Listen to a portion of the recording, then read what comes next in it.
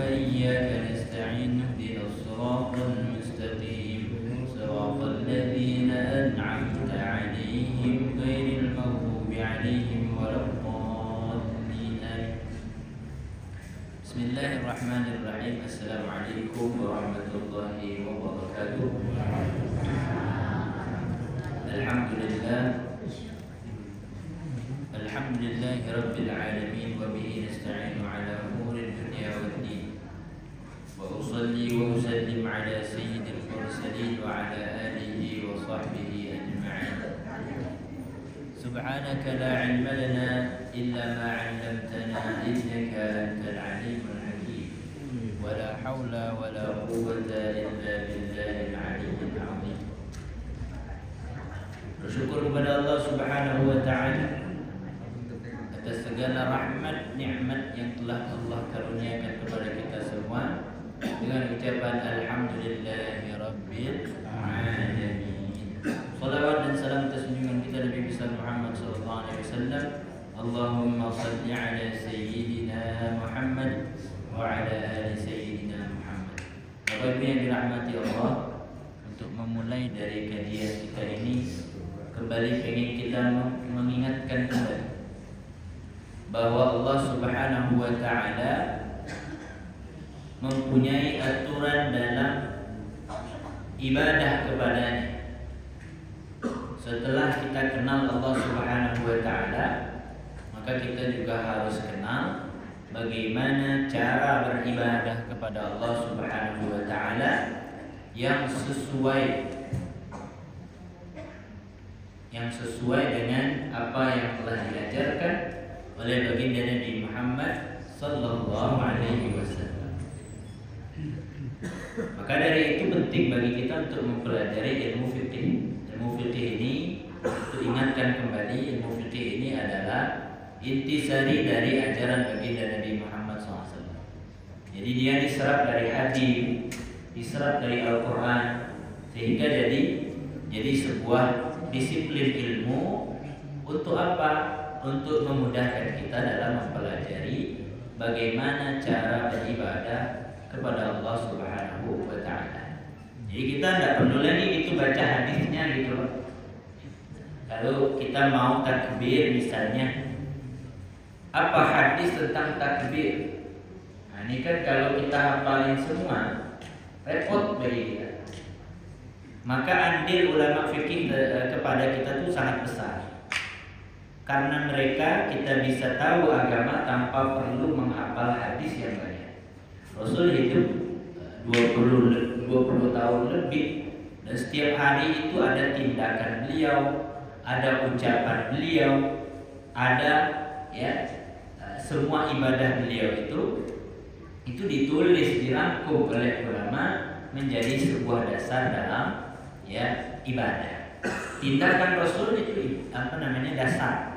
Misalnya Rasul diam, itu menunjukkan bahwa hal itu benar. Rasul melakukan bahwa hal itu dilakukan.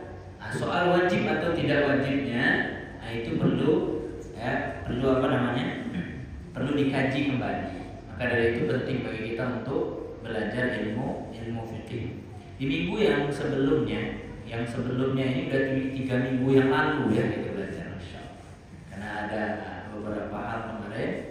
Jadi 3 minggu yang lalu lebih kurang itu kita belajar tentang tasydid Al-Fatihah, bahwa Al-Fatihah punya tasydid. Tadi kita bilang bahwa Tuhan punya aturan dalam ibadah itu. Kalau udah dibilang wajib, ya harus. Kalau dibilang sunnah, mau kita lakukan, silakan. Kalau tidak, kita yang rugi. Makruh, begitu juga kalau dilakukan tidak dapat pahala.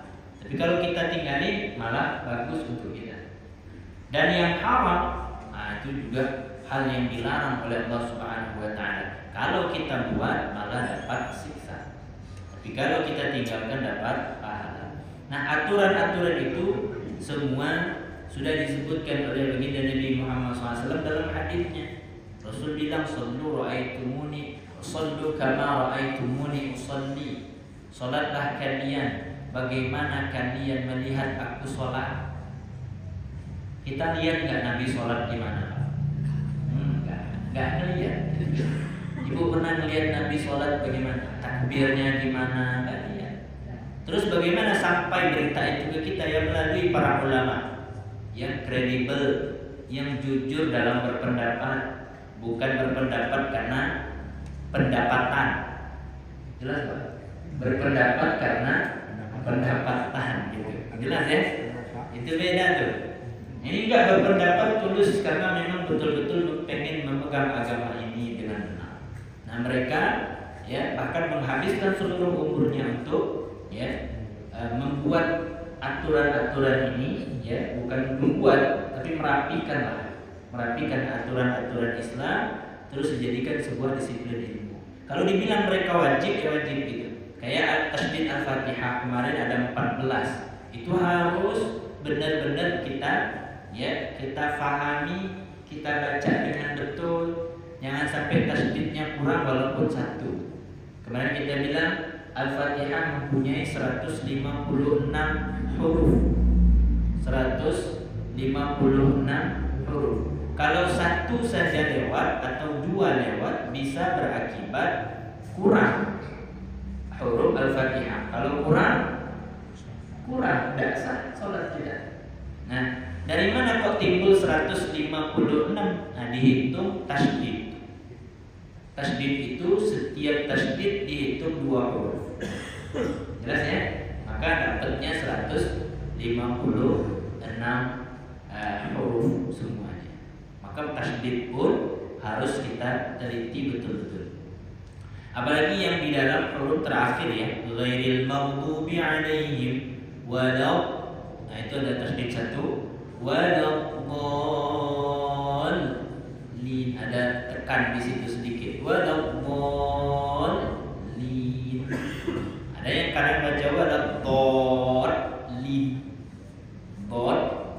itu bisa kurang tuh tasdidnya, waladdallin. Ada tasdid di lamnya, itu penting.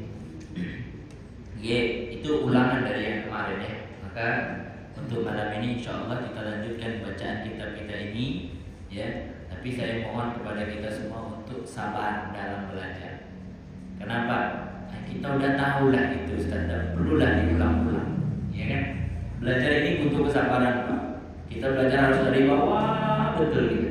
Padahal kadang kita udah pernah dengar, bahkan udah paham. Orang Jambi bilang udah melontok, udah apa? Udah pakem gitu. Nah, kalau seandainya kita udah tahu, maka namanya pengingat kembali. Tapi kalau belum tahu, memberitahu disebutnya. Faslun, ini satu fasal. Yusannu raf'ul yadaini fi arba'ati mawadhi'. Ini satu fasal menyebutkan tentang kesunahan mengangkat tangan. Kesunahan mengangkat tangan. Jadi di dalam sholat kita disunahkan untuk mengangkat tangan. Dari satu ucapan beliau ini kita sudah tahu bahwa mengangkat tangan hukumnya sunnah. Wajib nggak angkat tangan? Enggak. Jadi kalau seandainya orang sholat nggak angkat tangan sama sekali, Allahu Akbar, maka sholatnya sah. Nggak perlu berantem kita Pak, bagaimana bentuk angkatnya? Iya kan? Mau ngangkatnya begini kan? Mau ngangkatnya begini? Ada yang begitu. Cuman kita tegaskan satu hal, boleh kita berbeda, tapi jangan mengarang. Jelas ya? Kalau misalnya ngangkatnya begini karena pengen aja beda sama orang, kita yang bikin sendiri, ya itu nggak boleh. Tapi kalau ngangkatnya diajarkan sama ulama, ada dasarnya, ada pendapatnya, silahkan. Jelas insya Allah. Nah, yang nggak boleh itu ngarang-ngarang, itu dilarang ke dalam agama.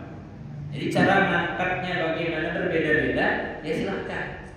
Jelas ya. Tapi jangan sampai ngarang sendiri.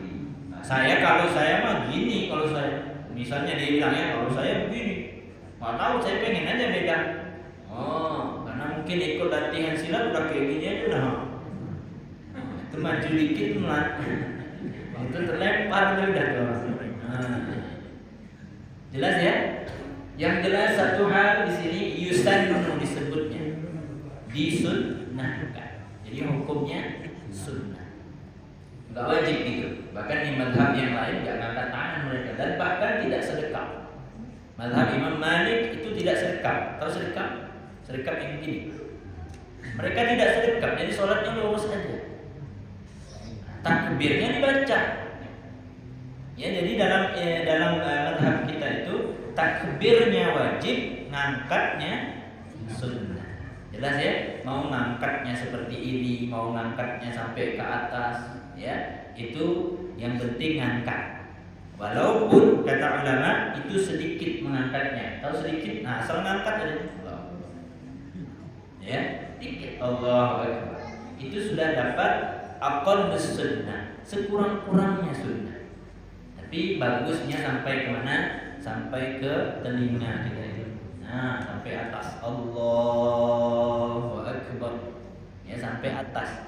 Itu yang bagusnya.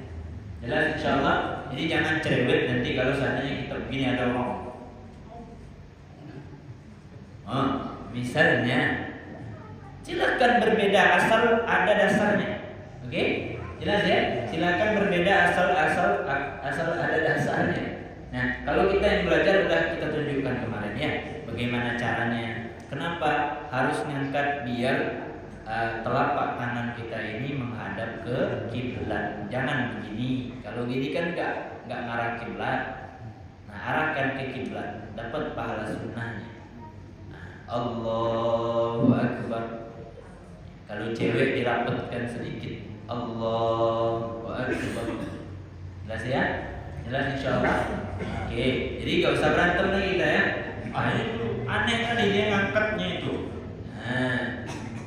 Saya pernah dengerin satu ceramah, bukan ceramah ya, kayak nasihat aja gitu. Dia bilang kalau berbeda ngangkat tangannya nggak apa-apa, asal jangan ngangkat kaki katanya.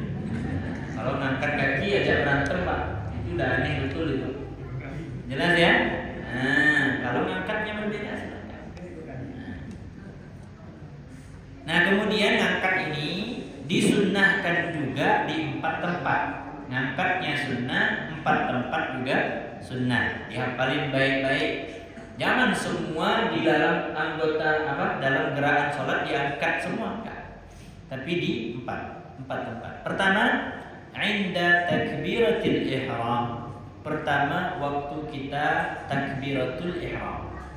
Nah, itu sunnah ngangkat. Allahu Akbar 1. Jelas ya? Waktu kita mengucap Allahu Akbar, maka angkatlah tangan kita dan dapat kita pahala sunnah. Yang kedua, wa indar ruku, waktu kita ruku. Nah, ruku, mau ruku, itu angkat tangannya. Allahu Akbar. Nah, turun. Allahu Akbar. Turun dari atas ke ruku. Nah, itu angkat tangan. Yang kedua. Yang ketiga, wa indal i'tidal, waktu kita i'tidal. Tahu i'tidal? Nah, bangkit dari ruku, namanya i'tidal. Sami'allahu liman hamidah. Ya, sami'allahu liman hamidah. Taruh tangannya. Ya. Nah, di sini nih ya, kemarin kita dengar bahwa katanya bagus enggak kalau kita sedekap gitu ya. Nah, wallahu alam, kita belum ketemu dasarnya. Jadi lurus aja kalau seandainya setelah i'tidal. Tapi saya pengen ngingetin, kalau i'tidal itu tangannya jangan digoyang-goyang. Ada yang tangannya digoyang-goyang, Pak. Jelas enggak? Sami'allah, ini dari ruku ini. Sami'allahu liman hamidah. Tangannya. Betul kan? Jangan, tidak boleh. Itu bisa batal sholat kita karena geraknya udah terlalu banyak. Satu tangan dihitung satu gerakan. Kalau 2 tangan, 2 gerakan, tangannya sampai 3 kali gerak. Wah, udah lewat. Jelas? Oke, sami'allahu liman hamidah. Sami'allahu liman hamidah. Taruh aja tangannya. Jelas ya? Jangan digoyang-goyang. Makanya kemarin kata Ustaz kita bilang sedekap aja Ustaz biar diem tangannya. Nah, ya. Kalau cewek kan ini pakai mukena, kadang ada yang di lapis. Iya, sedekap maksudnya itu. Dilapisi tidak apa-apa. Tidak apa-apa karena ada aurat di situ, karena ini aurat bagi perempuan. Ya, yang enggak aurat itu cuma pergelangan saja. Depan belakang. Ya. Kalau udah ibu kelihatan ininya ya batal sholatnya. Jelas ya? Jelas ya Pak insyaallah ya? Oke, itu yang ketiga. Kemudian yang keempat, wa indal qiyami minat tasyahudil awal.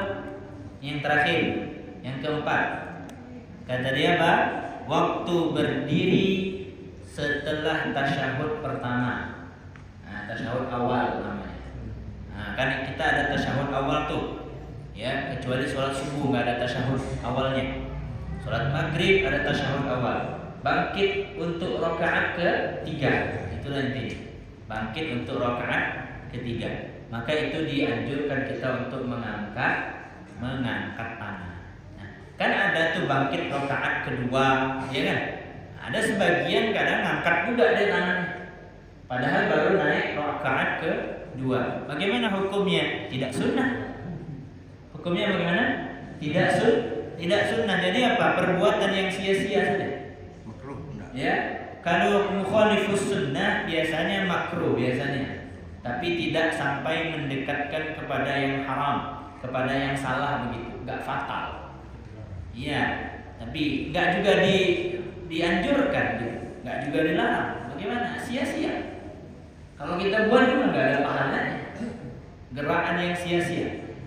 Jelas ya? Untuk rakaat pertama kita baru rakaat pertama. Naik kita untuk rakaat kedua. Allahu akbar. Terus aja. Enggak perlu angkat tangan. Jelas ya? Jelas insyaallah? Karena yang disunnahkan tadi cuma 4 tempat. Kalau misalnya disebutkan yang lain pasti tambah 5. Tapi ini enggak, cuma disebutkan 4 tempat dianjurkan untuk mengangkat tangan. Yang lainnya tidak disunnahkan. Misalnya setelah sujud. Kalau setelah sujud, nah habis sujud Allahu akbar. Enggak perlu. Paham ya? Enggak perlu gitu loh. Nah, jangan mengada-ngada dalam sholat. Enggak boleh. Jangan diangkat selain yang 4 ini. Kalau udah dibilang sunnah, yang 4 udah ikutin aja. Karena ini udah ya sahabat Nabi SAW melihatnya seperti itu ketika Rasul sholat. Rasul sholatnya seperti itu, rata-ratanya seperti itu. Ya, di tempat yang lain nggak kelihatan Rasul mengangkat tangan. Jelas insyaallah. Kemudian faslun syurutus sujudi sab'atun. Kita lanjut lagi nih. Kita lanjut ke rukun yang berikutnya yaitu sujud. Kemarin kita udah jelasin bagaimana praktek sujud.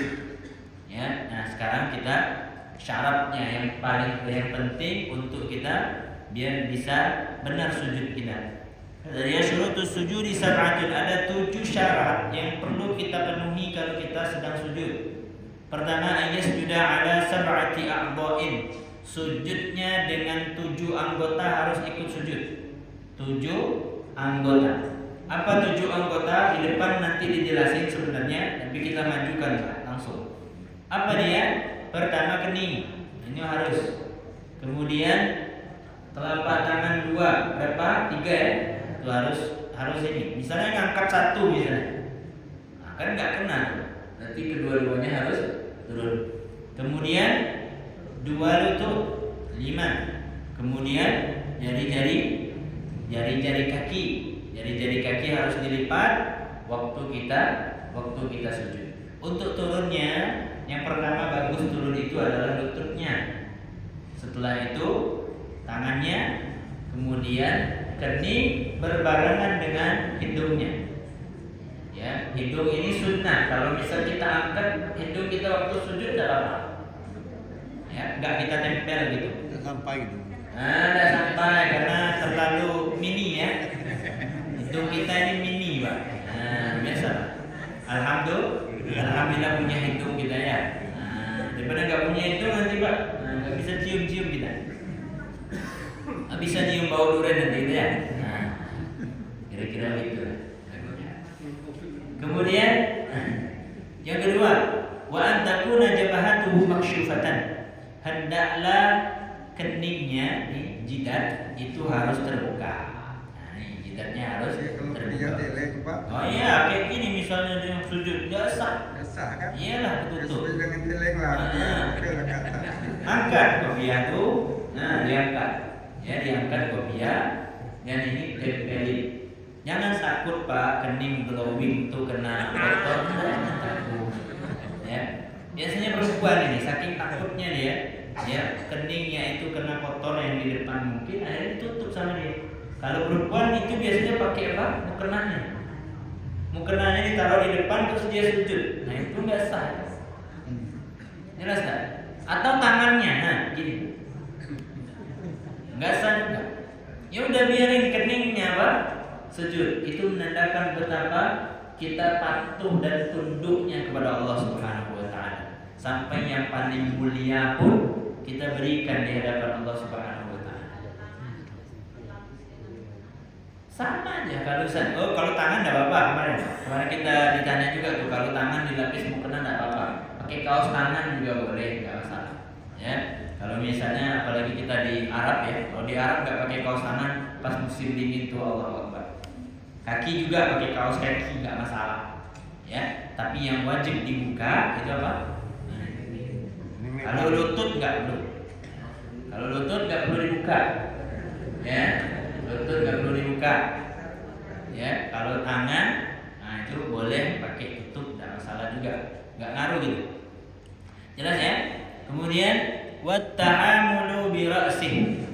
Jadikan keningnya atau kepalanya sebagai beban. Jelas gak? Sebagai beban. Maksudnya apa? Keningnya ditempelin betul, bukan bebannya ada di tangan. Kalau beban ada di tangan, maka keningnya akan ngegantung. Iya kan? Ditahan nih. Oh, jangan sampai di kening saya kena nih. Oh, ditahan pakai tangan. Enggak usah. Biarin kening kita menempel di tempat sujud kita. Makanya kata ulama tuh, kalau seandainya ditaruh di depan tempat dia sujud itu kapas, maka kapasnya akan terbenam. Nah, itu berarti udah sesuai aturan. Tapi kalau kapasnya aja nggak terbenam, maka belum nemui aturan, belum sesuai aturan. Jelas ya? Harus betul-betul keningnya itu tempel di tempat sujud. Kemudian yang ketiga, yang keempat. Yang keempat, wa adamul huwiyyi li ghairi. Tidak boleh dia turun dengan niat yang lain. Turun sujud dengan niat yang lain. Apa maksudnya Ustaz? Maksudnya adalah kalau seandainya kita mau sujud, jadi ada sesuatu di hadapan kita, kemudian kita ngindar. Ya kan? Karena kebetulan mau sujud, ya udah sekalian. Boleh enggak sekalian? Enggak boleh. Jadi kalau kita ngindar dengan sesuatu itu, hindarin aja dulu, terus balik lagi, baru sujud. Kenapa? Karena nggak boleh kita turun dengan tujuan yang digabung. Tulus betul-betul kita turun karena Allah Subhanahu wa taala. Makanya kemarin ditanyain sama santri, kalau digabung boleh nggak? Katanya kita. Pengen ngindar sesuatu sekaligus sujud, nggak boleh digabung. Nggak boleh digabung. Memang betul-betul turunnya, sujudnya karena Allah Subhanahu wa taala. Kemudian wa alla yasjuda ala syai'in yataharraku biharakatihi. Tidak boleh dia sujud dengan sesuatu yang bergerak, sesuatu itu dengan gerakannya. Nah, kayak tadi mukena kan ikut kita tuh gerak. Maka kita tidak boleh bawain mukena untuk apa? Untuk jadikan tempat sujud. Mohon maaf minta minjem salnya. Nah, karena kalau laki-laki mungkin tidak apa? Kalau laki-laki nggak punya mukena kan, tapi punya apa? Punya sal. Sal ini juga nggak boleh dijadikan tempat sujud. Paham nggak? Ya kan? Karena karena sal yang dibuat begini nih, yang dipakai ini adalah sal yang bergerak dengan gerakan tubuh kita. Tapi kalau taruh di bawah, tidak masalah. Nggak masalah kita sujud di sini. Jelas ya? Yang masalah itu kalau kita pakai, kita bawa, itu jadi masalah. Kita sini taruh, nah, atau nyambung sama kita tadi ya. karena lihat di masjid gak pernah dibersihin kayaknya, kotor kali gitu deh. Akhirnya apa dia sujud? Pakai apa? Taruh apa dia? Jelas ya? Gak boleh itu, nggak sah. Jelas ya? Seperti itu tidak sah. Tidak sah sujudnya karena melanggar daripada syarat sujud. Jelas insyaallah tuh. Nah, apapun yang bergerak dengan gerakan kita, ya bahkan Ali ini juga masalah nih Pak. Ini kan geraknya kalau kita imam itu. Apa ya? Kalau kita bawa kan gerakan ikut kita jadinya. Nah, terus kita di depan dia. Kena sujud. Nah, juga masalah. Hati-hati dengan barang-barang yang kita bawa. Karena kalau dijadikan ikut sujud juga maksudnya kita tempel ke kening kita, itu jadi masalah. Nah, jadi ya kita harus hati-hati dalam hal ini. Maaf, kasih ya. Kalau HP hilang. Enggak masalah, taruh aja di depan kita. Ya. Cuman ada hal makruh ya, hal makruh kalau kita ya sholat ada sesuatu di depan kita terus kita gerak-gerakin. Misalnya handphone. Kalau di zaman dulu itu tongkat asor disebutnya. Wa yukrahu katanya ayyuharrikal asor. Makruh hukumnya menggerakkan tongkat yang ada di depan kita. Kalau zaman dulu kan tongkatnya taruh di depan. Nah, taruh di depan. Orang dulu kan enggak ada aksesoris, Pak. Kalau sekarang aksesorisnya banyak. Tasnya, apalagi handphonenya ya. Nah, itu menggerakkannya misalnya Allahu Akbar. Sering? Bisa ya, begini. Atau mungkin kita geser lagi. Allahu Akbar. Nah, ini hukumnya makruh di dalam sholat. Hukumnya apa? Makruh di dalam sholat. Ya enggak khusyuk kita kan? Yang mikir nih. Geser lagi, geser sana, geser sini. Atau kunci motor misalnya. Nah, ada ya, atau tasnya. Apalagi ada uangnya ya. Nah, masalah kalau seandainya dibawa kabur, boleh nggak sholatnya gitu? Gimana tuh, lanjut nggak sholatnya Pak? Lanjut. Mana ada? Tahu itu. iPhone 16 lewat Pak. Ada kan? Ya. Nanti namanya apa? Itu ada pelajaran khusus ya. Kita nggak bahas di sini. Kemudian wartifa'u asafilihi ala a'alihi, mengangkat yang biasanya di bawah dan menurunkan yang biasanya di atas. Apa maksudnya? Kepalanya sampai benar-benar turun ke bawah, pantatnya sampai naik ke atas. Itu penting. Ya, ini syarat ini. Jangan sampai rata. Tahu rata nggak?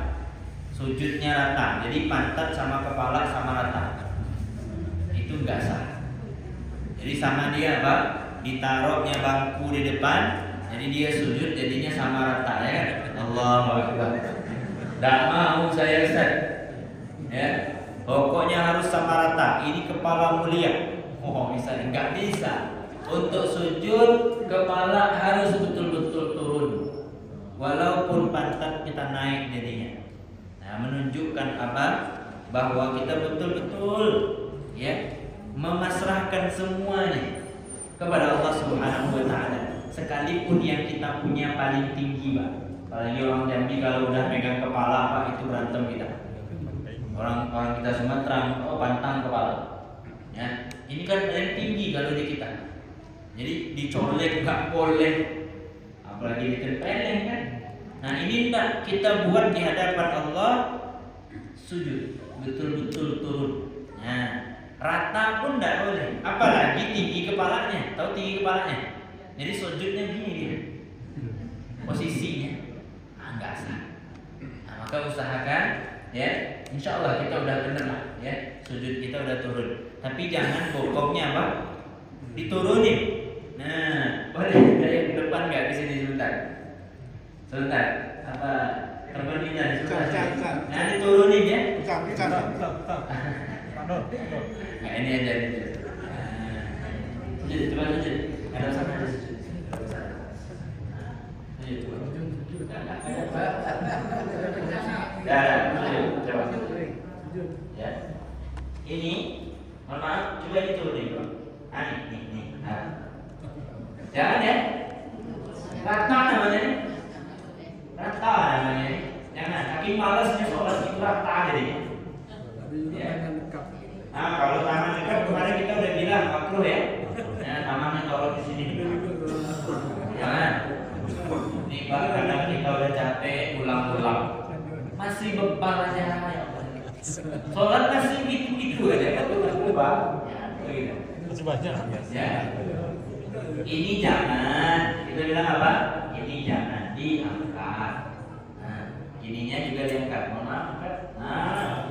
Jadi ini benar.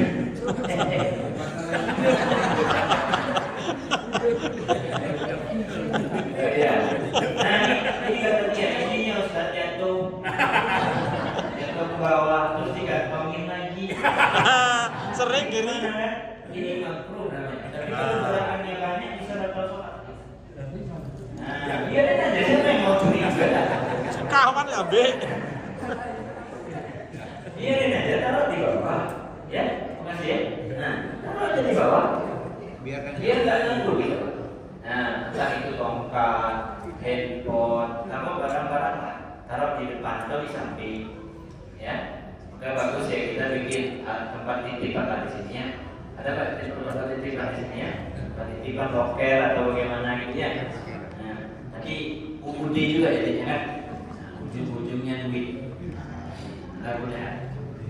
Tapi ya paling enak tuh apa? Kalau sholat gak usah bawa apa-apa lah. Ya kan? Kecuali kita jauh perjalanan. Bawa duit, Ya. Ya, tasbih kita mau bawa, taruh di bawah.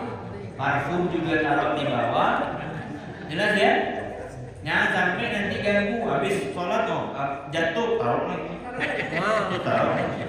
Itu kalau 3 gerakan batal sholat kita. Itu jelas ya? Jangan sampai ganggu. Kalau sekali makruh. Kalau berkali-kali sampai mau udah kayak memutin uang aja. Taruh susah lah. Ganggu. Enggak usah taruh bawah. Ya, taruh bawah ya biar tidak mengganggu. Kemudian waktu makninatu fihi, kemudian tumakninah di dalam sujud itu penting. Tumakninah di dalam sujud itu penting. Maksudnya apa? Berhenti sejenak, baca doanya, kemudian baru angkat lagi. Jangan sampai asal nyentuh tempat sujud langsung naik aja. Nah, itu enggak sah sujud. Ya, taruh naik langsung. Nah, harus ada apa namanya? Harus ada jeda lah sedikit. Kemarin ada jamaah bilang masalah ada di dalam rukun sholat ini ada rukun pendek. Pernah dengar rukun pendek ya? Kemarin kita jelasin pernah dengar rukun pendek. Ada rukun panjang, ada rukun pendek, ada 2 rukun pendek. 2 rukun pendek itu adalah duduk antara 2 sujud. Itu rukun pendek. Kemudian i'tidal.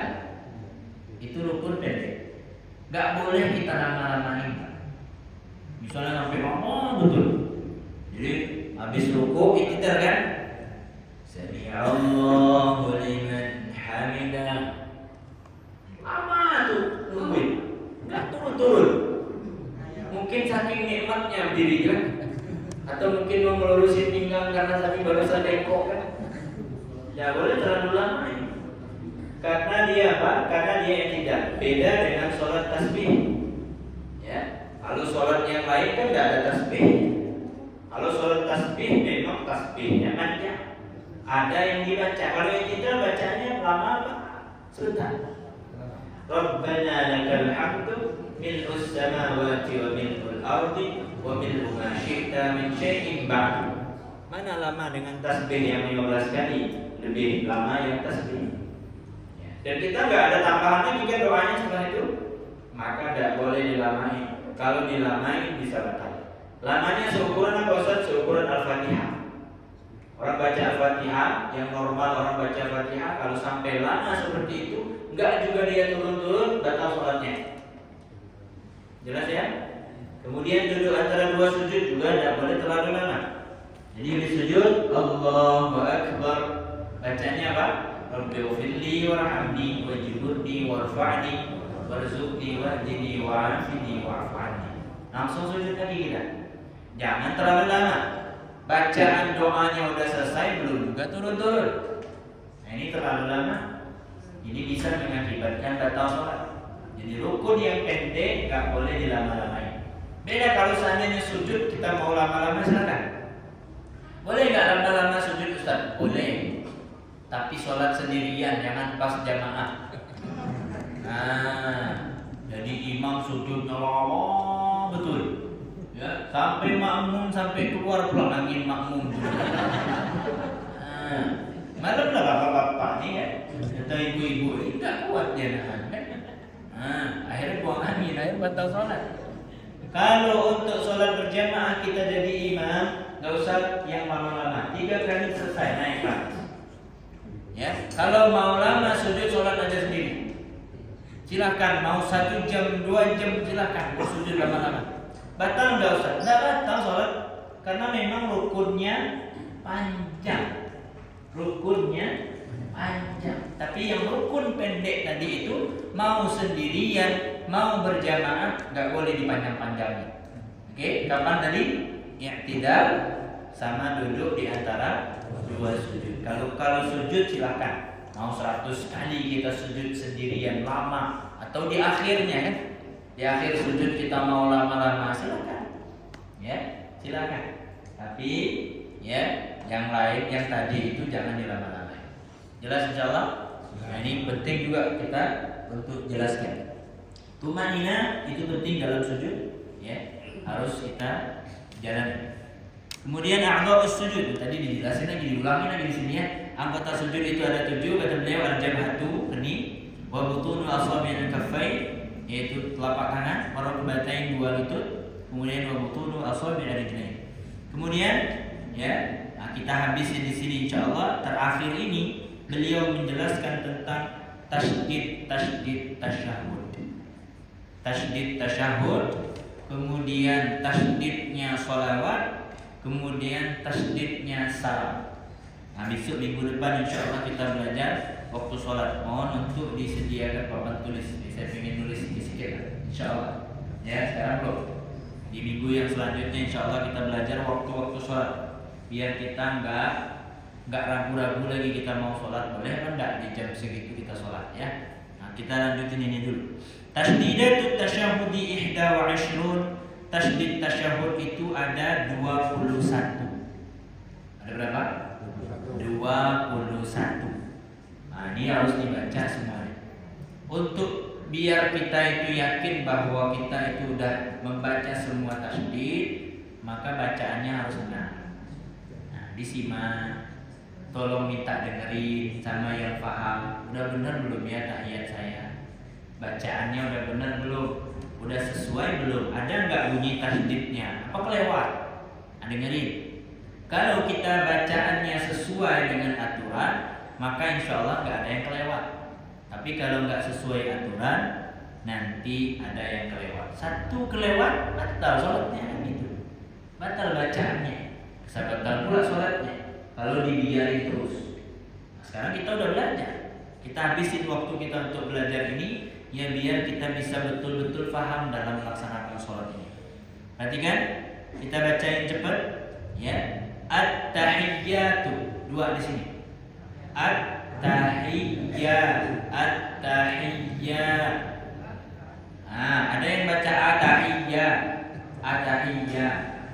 Ada tuh. Nah, at-tahiyyat. Hilang tasdid 1. Harus tegas. At-tahiyyatul. Bacanya jangan buru-buru. Bacanya jangan buru-buru, santai aja. Tapi Ustaz nanti ketinggalan imam, gak bakalan ketinggalan. Misalnya nih bacaan tahiyat kita itu imam kita baru separuh, imam udah salam, lanjutin aja, gak apa-apa. Sampai selesai. Ya, gak apa-apa, gak telat sedikit daripada imam tuh boleh. Asal jangan telatnya berlebihan. Sampai 3 rukun telat. Imam udah mau salam dia masih berdiri. Nah, ini udah terlampau jauh. Tapi kalau kita cuma telatnya di satu rukun, bagus. Malah hukumnya sunnah. Imam udah salam, kita baru separuh tahiyatnya, biarin aja. Terus aja kita baca.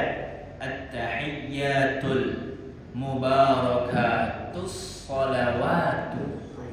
Ya, as-sholawatu 3. At-tahiyyatul mubarakatus sholawatu thayyibah 2. Sholawatu thayyibatu lillah 1. Ya. Assalamu. Nah, jangan salamu. Kalau salamu kurang 1. Ya. Salam. Assalamu alayka ayyuhan nabiyyu 3 di sini. Ayyu 1 han nabiyyu ayyuhan nabiyyu wa rahmatullahi 1 wa barakatuh.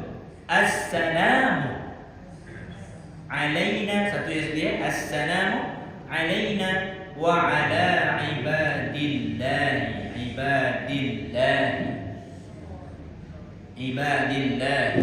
salihin 1 juga di salihin. Asyhadu alla, jangan asyhadu an la. Asyhadu alla, ada tasdid di situ. Asyhadu alla. Coba asyhadu alla. Ya. Di situ tulisannya an sama la. Ya, asyhadu alla ilaha illallah. Ada 2 di sini. Illallah. Wa asyhadu anna. Ya, 1 juga di sini di anna Muhammadar. Ada mim di situ. Muhammadar Rasulullah. 2 di sini. Di atas ra Muhammadar Rasulullah di lafzul jalalah. Ya, Rasulullah. Jelas ya? Itu ada 21 katanya. Ini adalah tahiyat yang panjang. Ada tahiyat yang pendek. Maksudnya apa? Kalau kita baca tahiyat yang pendek ini, sholat kita sah. Kalau Fatihah nggak ada yang pendek. Fatihah begitu aja. Kalau tahiyat ada yang pendek. Maksudnya paling kurang lah kita baca gitu. Apa tahiyat pendek itu? Tahiyat pendek biasanya kita diajarin waktu sholat tarawih. At-tahiyyatu lillah. Itu kurang tasdidnya Ustaz. Ya, itu kalau dia sempurna hilang 6 tasdidnya dan itu dibolehkan. Hilang 6 tasdidnya itu dibolehkan. At-tahiyyatu lillah. Kan banyak yang bilang cukup itu. At-tahiyyatu lillah. Salat wajib pun boleh. Salat sunnah juga. Salat itu sebenarnya mau wajib, mau sunnah, aturannya sama. Iya, sama aturannya. Fatihahnya wajib, gitu loh. Walaupun sunnah, gitu. Ya, sunnah itu sekedar pahalanya atau ya disuruhnya kuat dengan nggak kuat. Sama. Coba perhatikan yang pendek bagaimana.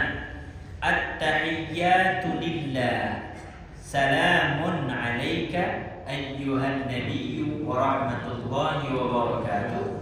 Salamun alaina wa ala ibadillahi salihin. Asyhadu an la ilaha illallah wa anna Muhammadar Rasulullah.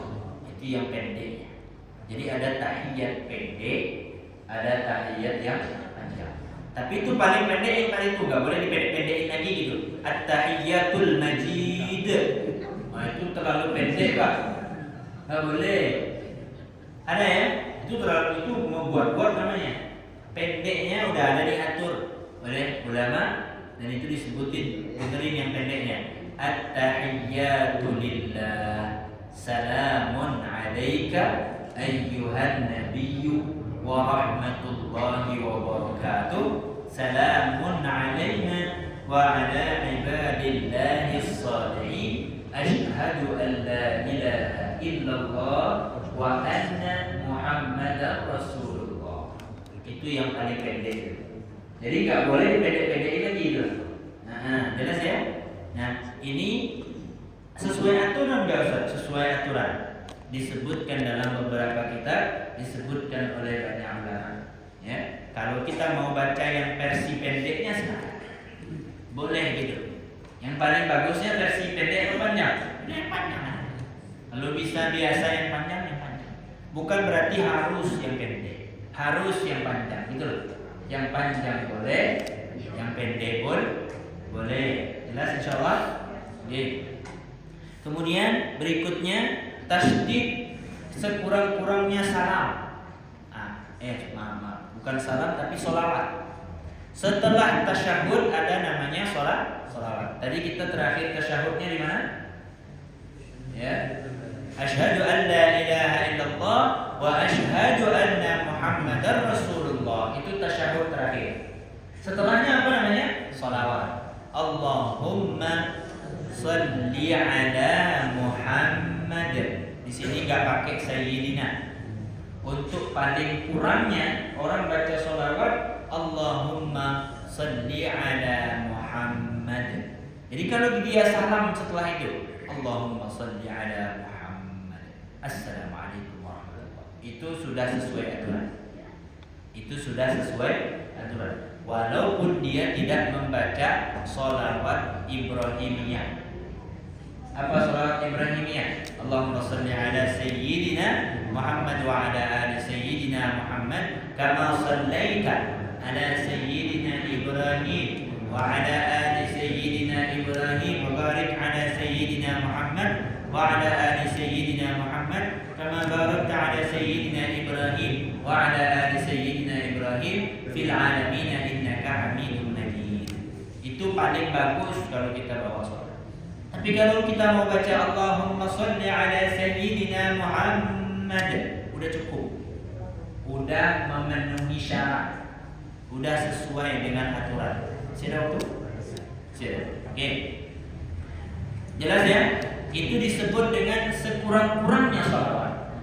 Gak boleh kurang dari itu lagi gitu loh. Misalnya dia baca Allahumma Muhammad. Ini itu tidak ada itu. Allahumma Muhammad atau pokoknya diisi ringkas-ringkas ini gitu enggak boleh. Paling ringkas sudah Allahumma shalli ala Sayyidina Muhammad. Udah paling ringkas. Dia mau salam setelah itu silakan. Ini aturan, ya. Sesuai aturannya seperti itu. Paling bagusnya dia baca sholawat yang tadi, sholawat Ibrahimiyah. Kemudian wa aqallus salam, sekurang-kurangnya mengucapkan salam. Nah, sekurang-kurangnya. Kalau kemarin kan kita bahas Assalamualaikum warahmatullahi wabarakatuh gitu ya. Kalau yang paling kurang berapa? Assalamualaikum. Udah. Yang paling kurang nih Pak. Enggak boleh kurang lagi. Assalamualaikum. Assalamualaikum. Selesai. Warahmatullahi hukumnya sunnah. Oke? Yang wajib Assalamualaikum. Assalamualaikum warahmatullahi. Oke? Assalamualaikum warahmatullahi. Kepalanya ketika mengucapkan Assalamualaikum hadapkan ke kiblat. Warahmatullahi baru serong ke kanan. Kemudian Assalamualaikum hadapkan ke kiblat lagi. Warahmatullah serongkan ke kiri.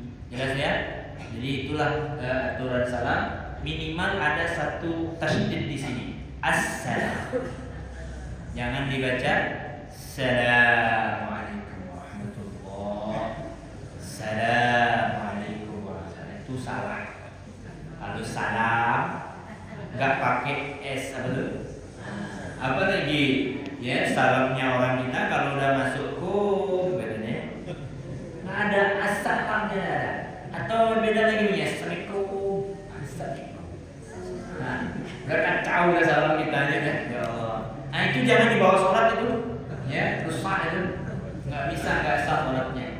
Ya, kalau di luar Allahu Akbar adalah bunyinya ya, walaupun enggak sempurna. Mudah-mudahan bermanfaat. besok insya Allah kita belajar waktu-waktu sholat. Ini paling penting dalam apa namanya, dalam ibadah kita. Bismillahirrahmanirrahim. Allahumma shalli ala sayyidina Muhammad wa ala sayyidina Muhammad. Allahumma ja'alna ma'ana hadha jam'an marhuman wa rabbana ta'ala wa rabbana ma'suma. Rabbana atina fid dunya hasanah wa fil akhirati hasanah wa qina adzabannar.